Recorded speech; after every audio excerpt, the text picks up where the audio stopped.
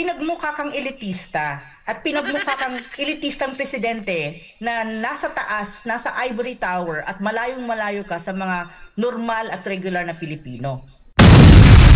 Kasi ang pagbili ng suka sa tindahan, to be straightforward about this, is lahat ng Pilipino, kahit nga ako na nasa middle class, nagbibili ng suka sa tindahan. Kahit maliit na tindahan, kapag nawawalan ka ng suka. It's a representation of regular Filipinos na yun ang ginagawa. Welcome back po sa Pilinfo TV. Ang ating pong background, ang napakagandang Boracay Island. Pasyalan po natin at unahin natin ang sariling atin. At sa ngayon, kokonting turista na lang nagpupunta sa Pilipinas. At alam nyo naman, tumataas na ang crime rate na naman sa Pilipinas. Dulot ng droga at mga katiwalian. Kung hindi pa ho kayo nag-subscribe, pakiclick na po yung subscribe button. Hit the notification bell para lagi kayong updated. Paki-follow din po ang ating Facebook page. Okay, panoorin po natin at pag-usapan ng masamang epekto ng speech ni Marcos Jr. Napakasama pala ng implikasyon. Panoorin po natin. Si Pastor Kibuliban, kumakandidato, parang bumili lang ng suka. Parang, my God! Yeah, maybe hindi siya ganun kayaman tulad ni Bongbong Marcos or ng mga senador na mga whoever na sumatakbo sa kanyang slate. But that doesn't mean na wala siyang dignidad or mababang uri siyang tao. Diba? Ganun ang distinction, ang optics eh. Mr. President, i-fire mo kaya kung sinong gumawa ng speech mo. Kung may gumawa ng speech mo, malay ko ba kung sa'yo galing yan? Diba? Prof, ano naman masabi ninyo sa bago lang na naging pahayag ng ating Pangulo patungkol sa ito naman dali nating issue dito sa ating bansa? Yung nabanggit ng ating, ni President Bongbong Marcos na nagtataka nga ako, parang yung mga iba na naging kandidato nag-deliver lang yata ng suka. Yan. Bumibili ng suka. Bumibili ng suka. Nabigyan ng certificate ng candidacy. Yun yung isa sa kung saan maraming umalmang Pilipino na tila ipinapakita ang ni BBM na hindi niya ka-level ang iilang mga Pilipino. Dahil meron tayong mga kababayan na nasa laylayan kung saan umalma rin ang iilan sa ating mga kaibigan sa political arena kung saan sinasabi nila na yan ang problema pag hindi mo nauunawaan ang buhay sa laylayan. Anong masasabi niyo po dito, Prof? Masisira ang buhay. Ang masasabi ko dyan, sino bang gumawa ng speech niya ni President Marcos Jr.? Kung sino mang gumawa ng speech niya, i-fire niya. To be very frank, bakit President Marcos Jr.? Precisely because pinagmukha kang elitista at pinagmukha kang elitistang presidente na nasa taas, nasa ivory tower at malayong-malayo ka sa mga normal at regular na Pilipino. Kasi ang pagbili ng suka sa tindahan, to be straightforward about this, is lahat ng Pilipino, kahit nga ako na nasa middle class, nagbibili ng suka sa tindahan. Kahit maliit na tindahan, kapag nawawalan ka ng suka. It's a representation of regular Filipinos na yun ang ginagawa. Now, yung kanyang ginawang framing na yung kabilang partido or yung ibang kandidato na hindi nasa kanyang slate ay parang bumili lang ng suka is a very demeaning.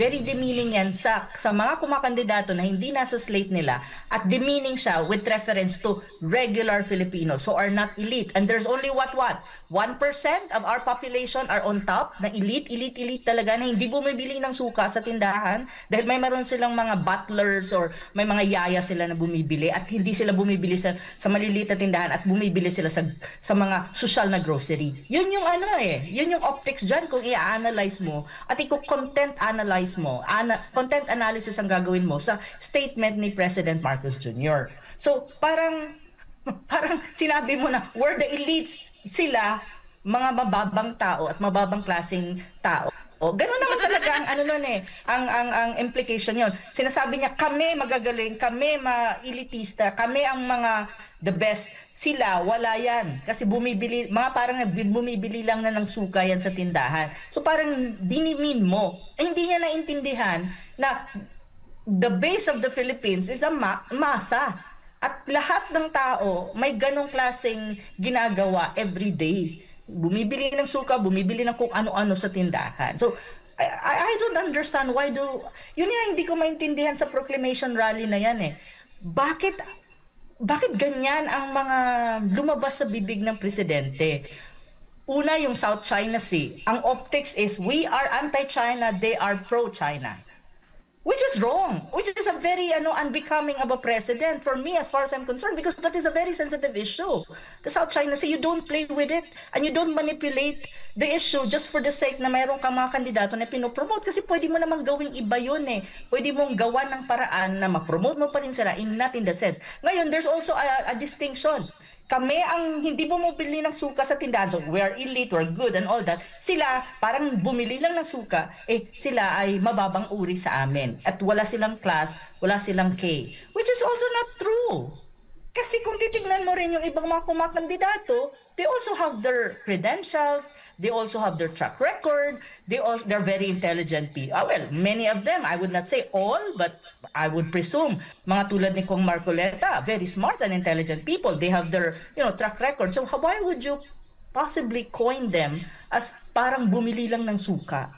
Diba? Parang ganon. Bakit? Si Pastor Kibuliban, kumakandidato, parang bumili lang ng suka? Parang, my God! Yeah, maybe hindi siya ganon kayaman tulad ni Bongbong Marcos or ng mga senador na mga whoever na sumatakbo sa kanyang slate, but that doesn't mean na wala siyang dignidad or mababang uri siyang tao. Diba? Ganon ang distinction, ang optics eh. Kung i-content analyze mo siya. Pero so sa akin parang nato-turn off ako na ganon ang kanyang, parang nakaka-turn off eh. Kasi pwede mo namang gawan ng ibang optics yan eh. Pero ganyan ang kanyang nasabi doon sa kanilang proclamation rally na parang, Diyos ko Lord! Yes, Prof. Mr. President, i-fire mo kaya kung sinong gumawa ng speech mo. Kung may gumawa ng speech mo, malay ko ba kung sa'yo galing yan, di ba? Yes, Prof. Ano kaya yung implikasyon nito sa slate ni BBM?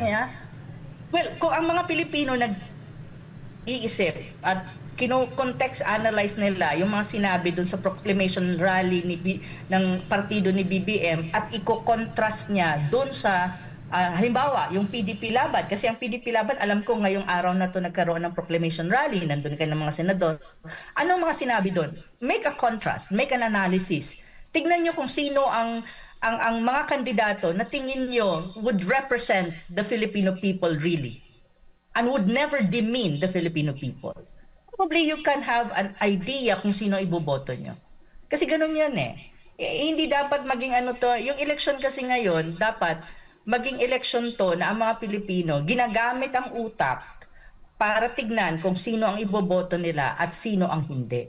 At ginagamit din ang utak dapat ng mga Pilipino tignan kung paano dinadala ang diskurso ng mga importanteng issue na kinaharap ng bayan. At hindi lamang nagre-rely sa mga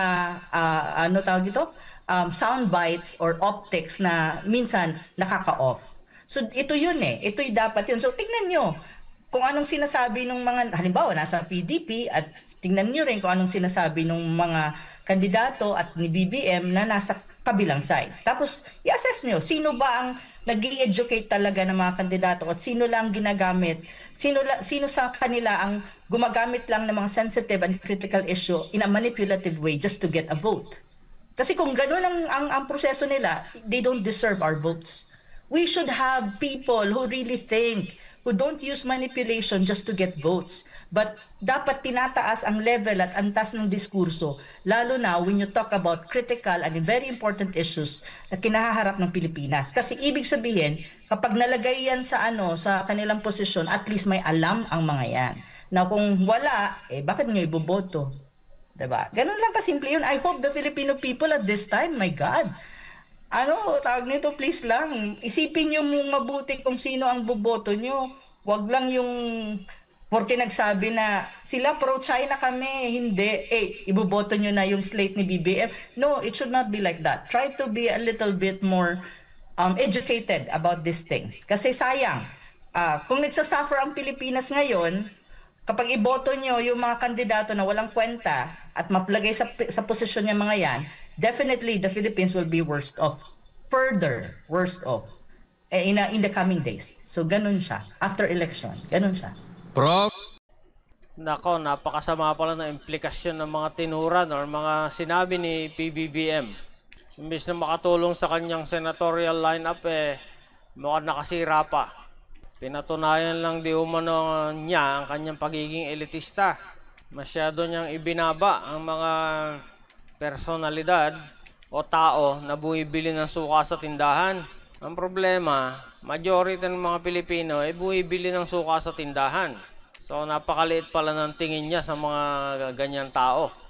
At dahil ba kinokontra mo ngayon ng China, makabayan ka na. Ang problema, kumukontra ka nga sa China, todo sip-sip ka naman dyan sa US. Nasaan ang pagiging makabayan mo nun? Kailangan dyan balansehin din.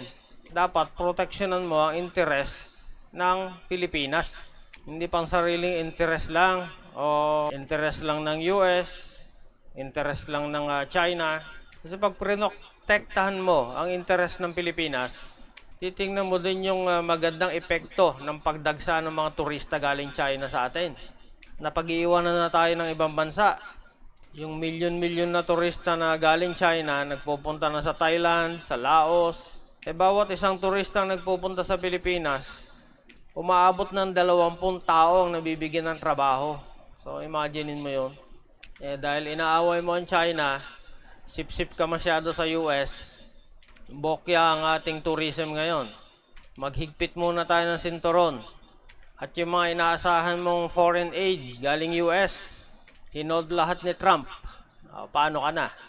Okay, paki-comment na lang po ang inyong saloobin. Paki-like and share na rin po para mapanood din ng iba. Hanggang sa muli.